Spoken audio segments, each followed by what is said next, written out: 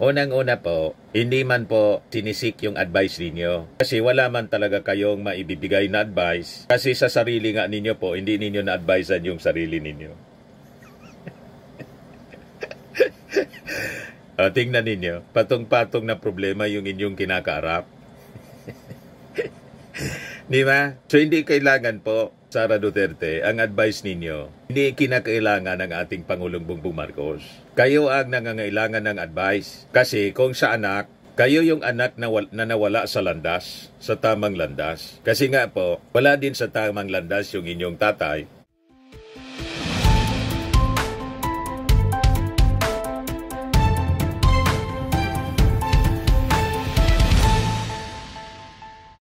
Hello po mga kababayan, si Dante Maravillas, Bicolano vlogger, broadcast journalist from Albay. Sabi ni Sara Duterte po, Sercos Zarzuela daw, yung ginagawa ng ating Pangulong Bongbong Marcos na pag-inspeksyon, pag-imbestiga sa mga anomalos, guni-guni na mga flood control projects. Yan o, Sara Duterte, tinawag na Sercos ang pag-imbestiga sa flood control projects. Sabi niya, panoorin na lang natin sila sa kanilang zarzuela. Ano niya, Mr. Maravillas, ang masasabi mo dyan sa naging reaksyon ni Sara Duterte? Ang zarzuela po, yung sa Blue Ribbon Committee ng Senado. Malamang yun ang zarzuela.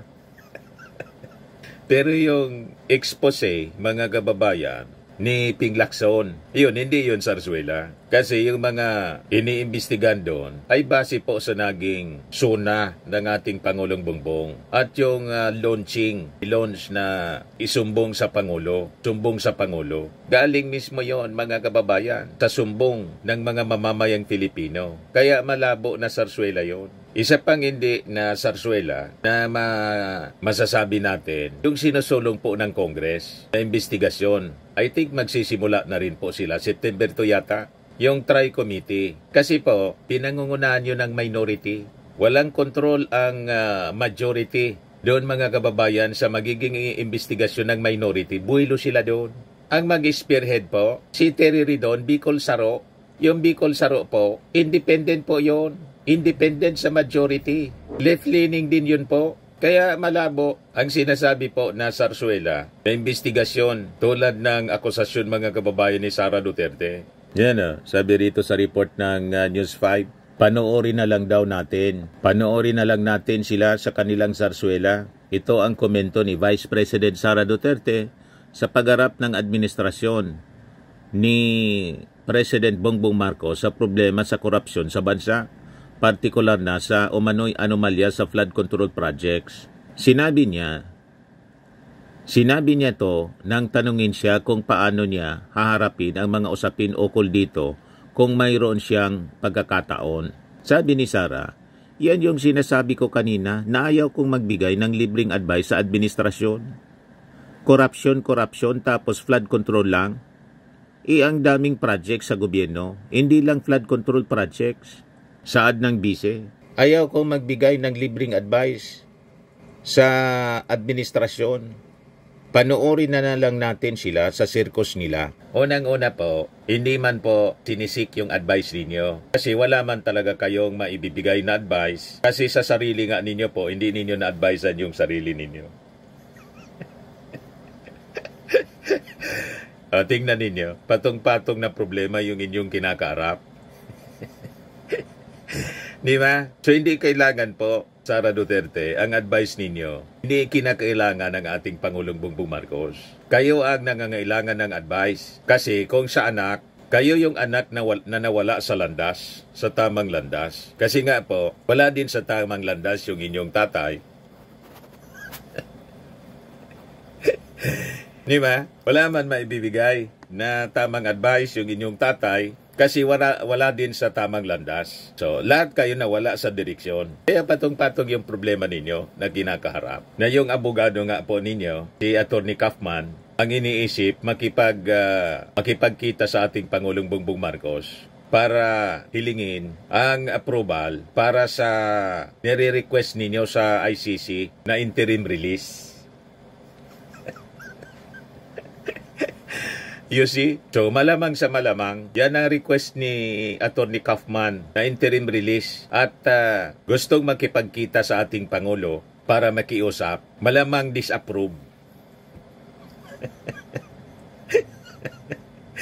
Di ba? Saan ka nakakita na yung abogado gustong makiusap sa ating Pangulo? Tapos, siguro, sige ang parinig lang. Sige ang papresko ni Atty. Kaufman na they are seeking audience with the President. Kaya sabi ni Yossi Castro kahapon, ang tanungin ng media, wala man yan yung request na pinapadala sa amin sa palasyo? Yan sabi dito, Palace yet to receive Duterte camp's request to speak with Marcos. Malamang reject agad mga kababayan, denied. Ba't pa makikipag-usap sa kanila yung ating Pangulong Bongbong Marcos na diniliber na nga sa ICC? Ang may discretion yan, yung ICC, hindi yung ating Pangulong Bongbong Marcos. Confused na mga kababayan yung kampo ng mga Duterte. Maging si Kaufman. Sabi nga natin, tumiklop. At malamang, itong sinasabi ni Kaufman, may basbas kay Digong. Sige na niya, baka mauto natin yung Pangulo. O diba? Pagkatapos, sasabihin ni Sara Duterte, hindi daw siya magbibigay ng libreng advice para po dito sa sa issue ng corruption sa flood control. Hindi po kinakailangan ng advice ninyo. At hindi sinisik ng ating administrasyon yung advice ninyo. Ano man ang makukuha ang mabuting advice sa inyo po? Unang-una, kasama yung previous administration sa papaimbestigahan. Ba't magsisik ng advice sa inyo? 13,000 flood control projects ang reported. Ang sabi natapos ng previous administration. Anong epekto? Diba? Kasama po yung previous administration sa dapat na paimbestigahan. In fact, may ginawa na po na house probe ng previous administration. Kaya lang, walang nangyaring maayos po. Kasi hawak nila yung gobyerno. Ayan na. January 4, 2019. Report ng Philippine Star, sabi dyan, House probe uncovers 332 billion flood control fund scam. Yan na. Sabi dito, clearly a flood control scam, lawmaker said yesterday of the allocation by the Department of Budget and Management under Benjamin Diokno of 332 billion pesos for non-existent flood control projects in a short span of 3 years. Mas matindi po. Ghost project po. 332 billion non-existent flood control projects in 3 years. This was among the initial observation raised by the House Rules Committee based on research made by House Majority Leader Rolando Andaya Jr.'s team. First of all, it is Secretary Diokno, and not President Duterte or DPWH Secretary Mark Villar who is really behind the insertions. For the budget, sabi po niya, he said the 332 billion allocation comprised 213 billion for flood control projects in the national budget fiscal year 2017, 2018 and proposed 119 billion for this year. All of this will come from taxpayers' money, sabi po ni Andaya, adding that Diokno did the insertions without consulting Villar and is in utter disregard of Department of Public Works and Highways Order 23 series of 2015 regarding flood funding request. Records show a high percentage of slippage. Kaya yung inaakusan nila pong insertions, nangyayari na to, matagal na, at nangyari din sa previous administration. Kaya po, ang investigasyon na to na ginagawa ng ating Pangulo as a result of insertions, hindi lang po ito exclusive dito sa present administration. It will be extended to the previous administration. Kasi sa totoo lang po, 6 years yung administrasyon ni Digong nakapagawa ng 13,000 na mga flood control projects. Ang tanong, ano nangyari? Malamang sa malamang, napakarami doon. Mga non-existent flood control or guni-guni. Just like itong na-discover ngayon ng ating Pangulong Bongbong Marcos. Nakita ninyo? Kahit nga yung in-inspection niya doon sa Tuba Benguet, kaninong project yon? Previous administration. Matindi po ang pandadaya na ginagawa. At ngayon, nagre-react yung mga Duterte. Kasi alam nila, marami sa kanilang mga kaibigan ang sabit. Kaya po, itong statement ni Sara na Serco Zarzuela, pang-cover. Para i-discredit po, siraan ang investigasyon po ng ating Pangulong Bongbong Marcos. At makikita ninyo yung biglang pagpatawag ng investigasyon ng Blue Ribbon. Yon ang malamang na Zarzuela para i-cover yung mga anomalya sa infrastructure ng previous administration, lalo na ng kanilang pamilya. Kaya si Basti po nag-react din kasi in-interview, binutata po ni binutata ni PR stand daw, sabi ni Basti. Binutata po ni Congressman Abante ng Maynila. Ito po ipakrinig ko sa inyo. Ipakita ko sa inyo. Pakinggan ninyo itong interview ng actually, ang nag-interview nito yung vlogger nila doon sa sa Dahig, kasi yung mga anak ni Digong lahat ngayon nasa Dahig. Ito, pakinggan ninyo si Basti, mga kababayan. Lang na parambula kasi ginagawa pag yan yung issue na yan, wala lang na parambula kasi ginagawa niyang press release yan ngayon PR PR stunt niya na pupunta sa doon ganoon, kunwari may nangyari talaga, tapos walang makukulong na congressman o kahit sinong politiko, walang makukulong sa mga flood projects na yan. Ibig sabihin palabas lang yan lahat. Tanungin niya yung kanyang kapatid na congressman, magkano ba ang pondong nakuha ni Congressman Pulong nung congressman siya, nung panahon ng kanyang father? Magkano po yung nakuha? I-reveal niya kung magkano, kung saan ginamit ang puntong yan, kung paano ginamit yan, kung ilang bilyon ang napunta sa flood control project, at kung bakit malaki pa ang baha at Davao. Kinakailangan tanungin niya yung kanyang kapatid yan, kung talagang PR stunt to, patanayan niya kung talagang PR stunt to, or may katotohanan na sinasabi. Diba durog si Basti kay Congressman Abante? Nasaan na niya yung bilyon-bilyon na pork barrel, pondo na nakuha ni Pulong Duterte? Bakit lagi pang binabaha yung Davao? Ito yung ebidensya. Published August 28, 2025. Kapon, 265 areas in Davao City affected severely by street flooding. Report ng GMA Regional TV. Up to 265 areas in Davao City have been identified by the City Engineering Office mismo, na ang mayor si Baste, acting mayor, as severely affected by street flooding. According to a report by GMA Superradyo Davao, Janice Luis Esparcia, officer in charge of the City Engineering Office, said during the session of the City Council that 140 of these areas are in the 1st District, 69 are in the 2nd District, and 56 in the 3rd District based on data from City Disaster Risk Reduction and Management Office. Esparcia emphasized the need for long-term solutions to prevent street flooding in the city. These solutions include expanding the city's drainage system, adding more inlet, and building retention and detention ponds to hold floodwater. Additional flood control structures such as box culvert, flood walls, and pumping stations are also needed in coordination with the Department of Public Works and Highways under JICA Flood Mitigation Master Plan. So legit ang tanong, mga kababayan, ni Congressman Benny Abante. Sa bilyon-bilyon na nakuha ang pondo during that time ng kanyang tatay, ni Pulong Duterte, bakit hindi ito nagawa ng long-term solution na sinasabi ng kanilang City Engineering Office? At bakit wala hanggang ngayon ng long-term solution na dapat sana natapos na to? Kasi bilyon-bilyon nga po na pondo ang nakuha ni Pulong. Yan ang punto po ni Congressman Benny Abante. O diba? Kaya ang reading natin, pumuputak sila ngayon para guluhin ang ginagawang investigasyon. I-discredit po. Kaya sinasabi ni Sara Duterte, Zarzuela niya, Sercos, para siraan ang investigasyon kasi nakikita nila ang direksyon ng investigasyon papuntang Davao.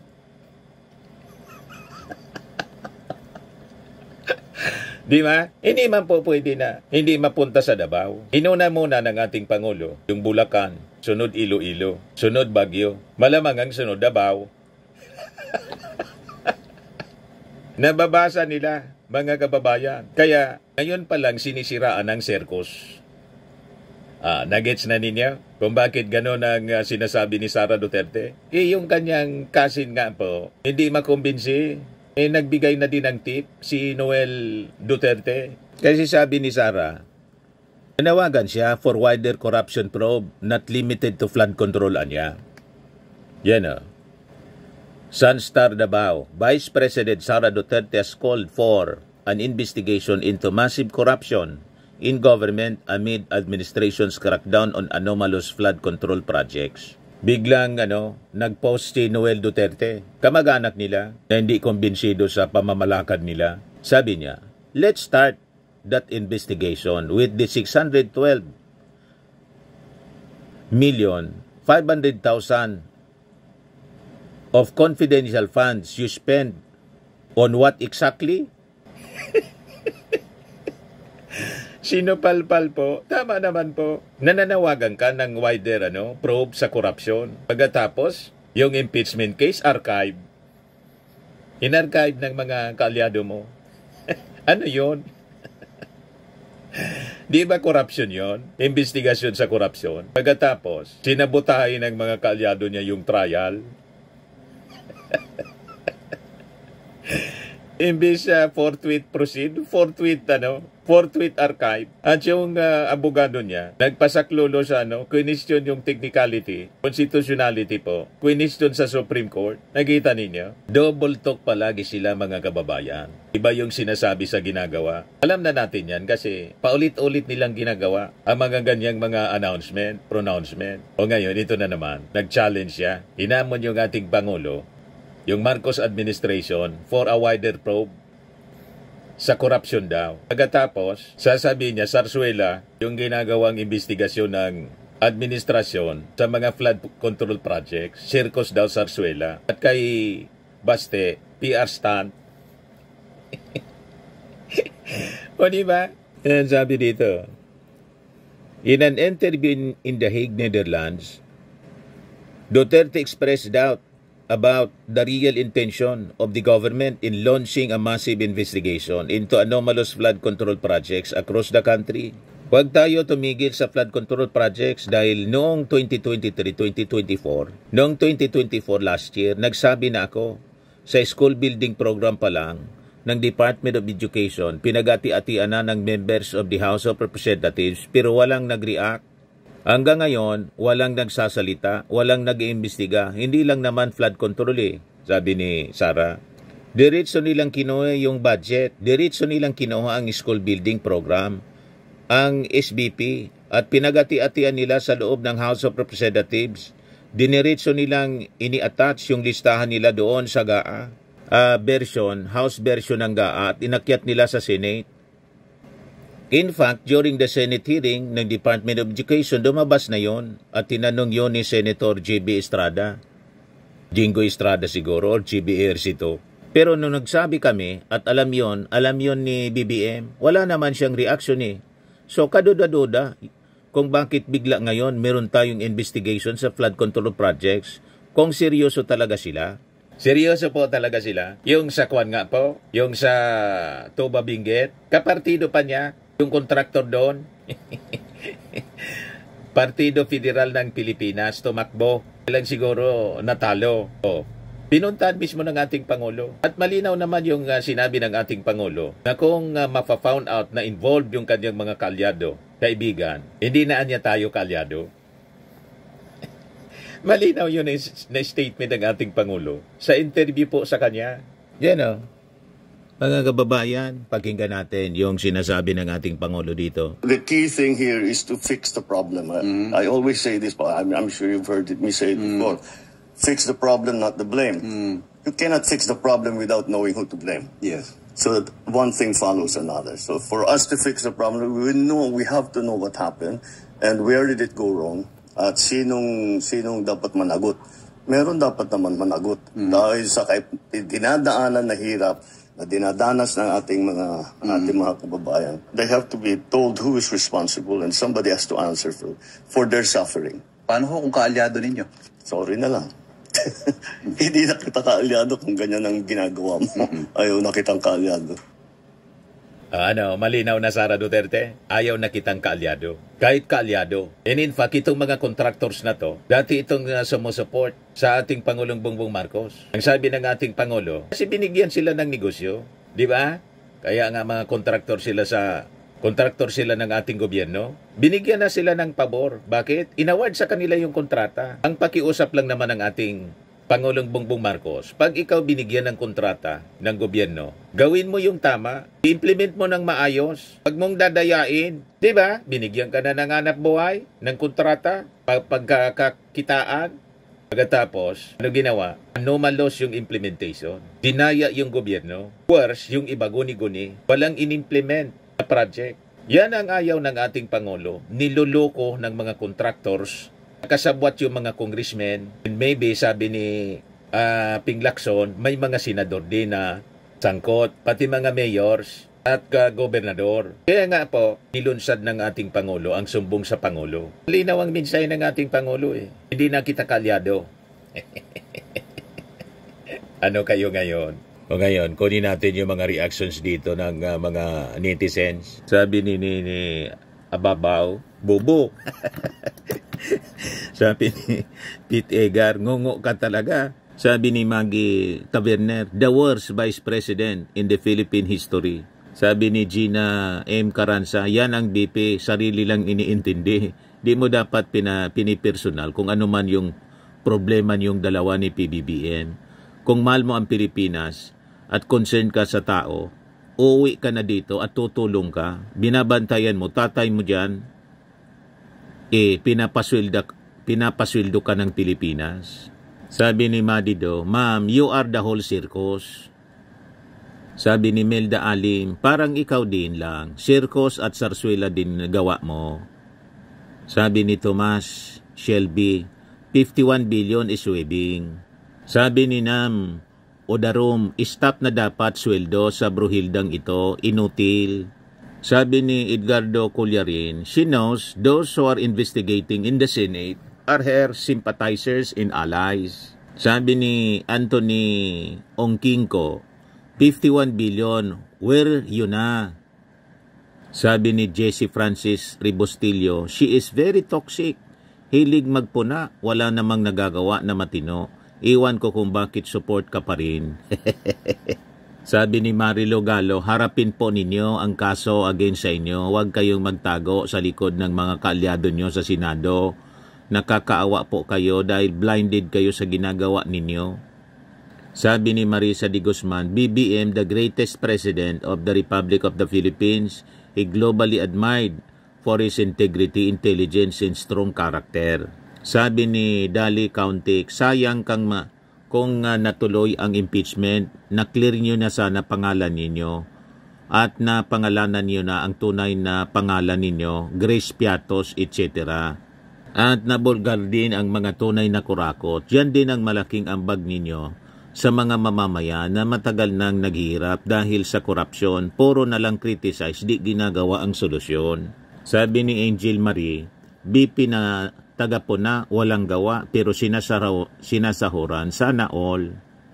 Sabi ni Nixbal, sabi nung panaytor at di maipaliwanag yung sarili sa anomalya sa ginasta niyang pera ng bayan. Sabi ni Jonaldo Manalo, Madam BP, manahimik ka na kasi you don't matter at all anymore. Diyan ka na lang around the world trip mo, alagaan mo tatay mo, gawa ka ng paraan para mailabas siya sa hukuman o sa kulungan diyan sa The Hague. I-jailbreak niya daw. I-jailbreak? Sabi niya po. Kaya siguro nandun sila lahat. Pinaplano na kung paano i-jailbreak yung tatay nila.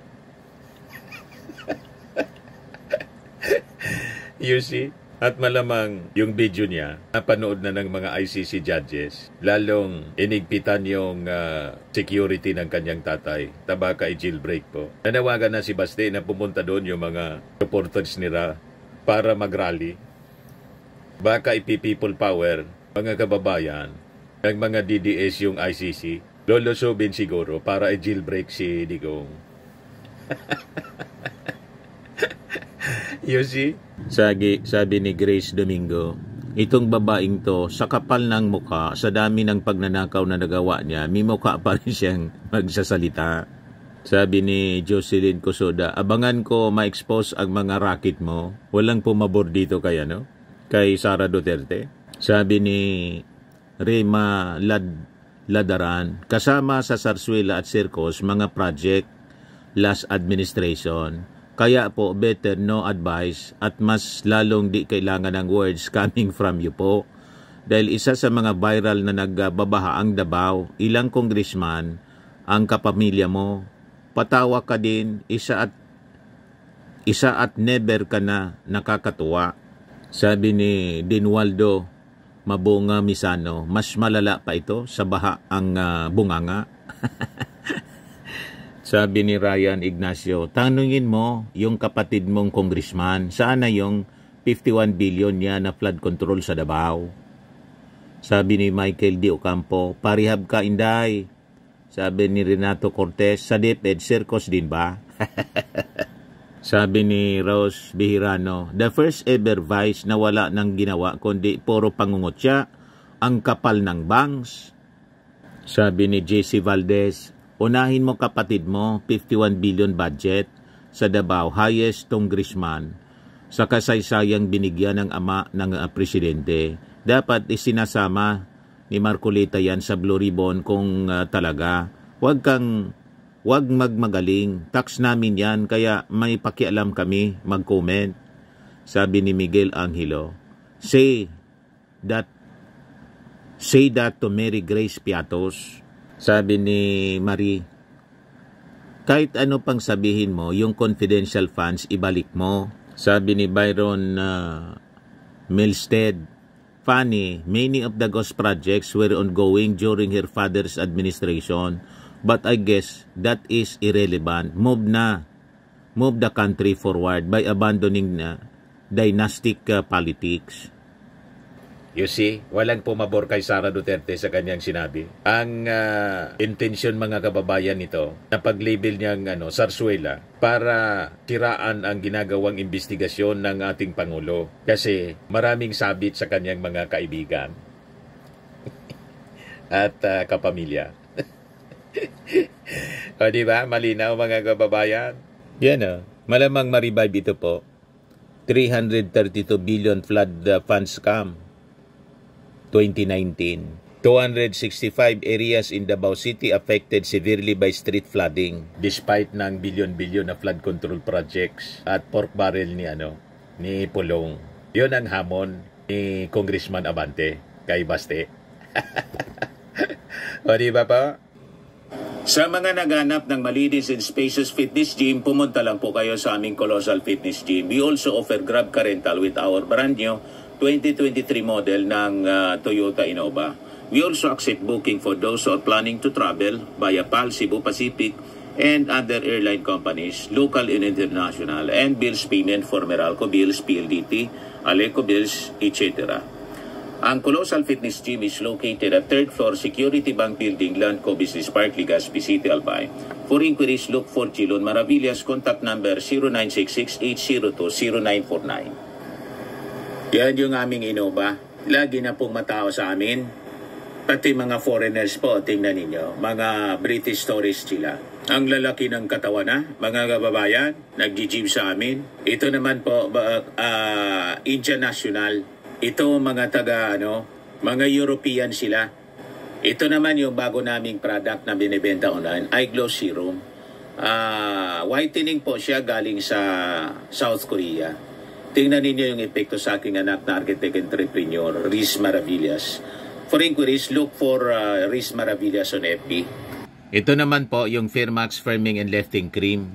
Pinapahid po ito sa mga pulses at iba pang affected area. Mainam po ito sa mga pains at paninigas ng mga kasukasuan.